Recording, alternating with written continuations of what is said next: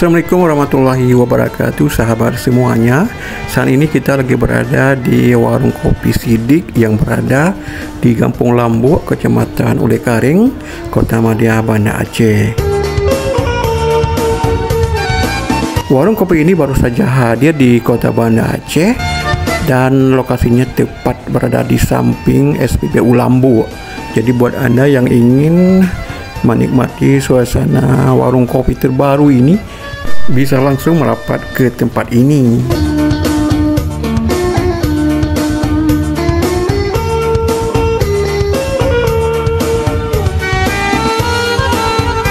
Warung kopi Sidik ini juga menyediakan aneka kuliner yang siap menemani suasana santai Anda bersama teman atau keluarga Anda.